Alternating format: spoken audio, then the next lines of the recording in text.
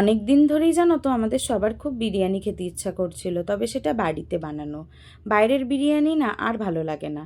তাই মা বলল, চল এই সানডে বিরিয়ানি রান্না করা হোক, তবে রান্নাটা সম্পূর্ণ তুই করবি। এবার কথাটা হলো, আমি কিন্তু বিরিয়ানি রান্নাই প্রথমবারের জন্যই করতে চলেছি। মাকে বলাতে মা বলল, আমি তোকে বলে বলে দেবো, তুই শুনে সেটা করিস। আশা করি তুই পারবি। এখানে কিন্তু প্রথমে মা মশলাটাকে রেডি করবে বলে বসে গেছিলো।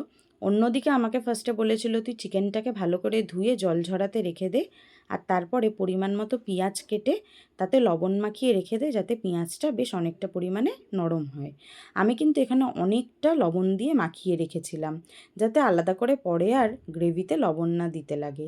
আর এখানে কিন্তু পরে মায়ের কথা শুনে আমি চিকেনগুলোকে হালকা করে তেলে শুধু ভেজে নিয়েছিলাম।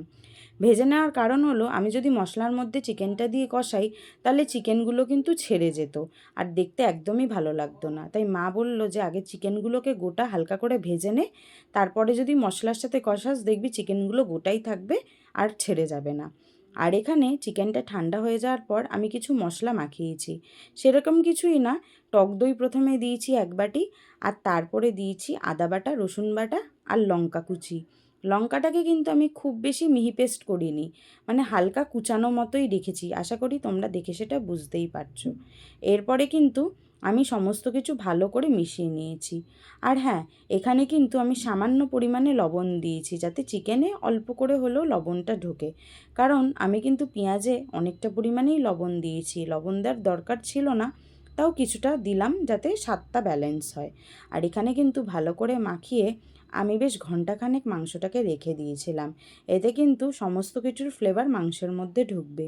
ওদিকে যেহেতু আমার মাংসটা ম্যারিনেট করতে বেশ অনেকটা টাইম লেগে গেছিলো, তাই আর খুব বেশি দেরি না করে মা কিন্তু এখানে পেঁয়াজটা ভাজা বসিয়ে দিয়েছিল।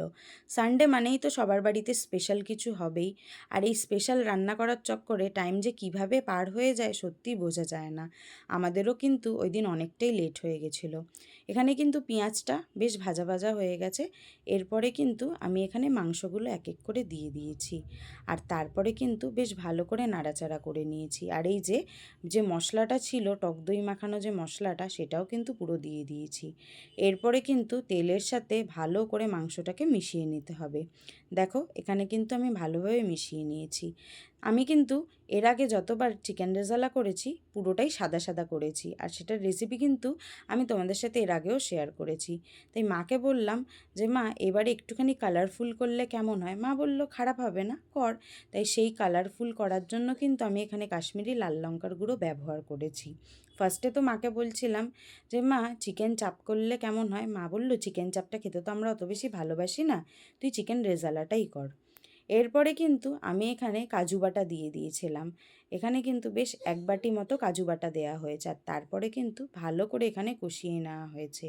আর এর মাঝে জানো তো আমি ভিডিও এডিট করতে বসছিলাম, আর কিছুটা না মাংস লেগে গেছিলো, যেটা আমার নিজের দোষেই। যাই হোক, তারপরে কিন্তু সামান্য পরিমাণ এখানে স্বাদটা ব্যালেন্স করার জন্য চিনি অ্যাড করেছি। আর তারপরে এক এক করে কিন্তু এখানে কেওড়া জল, গোলাপ জল, আর তার সাথে কিন্তু অল্প পরিমাণে আতরও দেওয়া হয়েছিল, যাতে খুব সুন্দর একটা গন্ধ বেরোয়। দেখো এখানে কালারটা কত সুন্দর লাগছে, অনেকটা চিকেন চাপের মতোই কালার এসছে।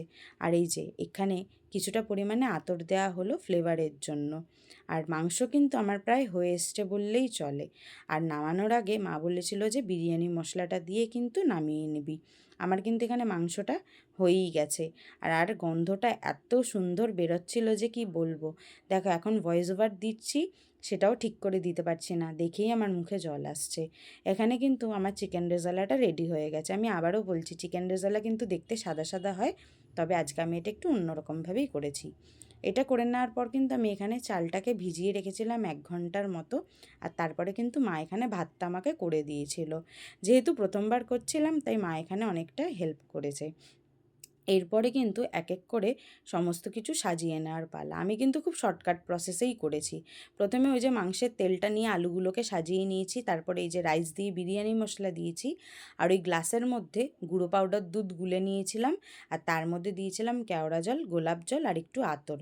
আর এরপরে কিন্তু স্টেপ বাই স্টেপ দেখো সমস্ত কিছু দিয়ে ভালো করে সাজিয়ে নিচ্ছি। মাঝখানে কিন্তু আবার ডিম দিয়েছি, আবারও কিন্তু ওই মাংস থেকে তেল তুলে কিন্তু রাইসের মধ্যে দিয়েছি। আমি জানি না তোমরা কেমনভাবে বিরিয়ানি রান্না করো, তবে কিন্তু আমার মা এরকমভাবেই বিরিয়ানি রান্না করে, আর সেটা আমাকেও শিখিয়েছে। দেখো এখানে কিন্তু আমার বিরিয়ানি রেডি হয়ে গেছে, আর খেতে কিন্তু দারুণ হয়েছিল।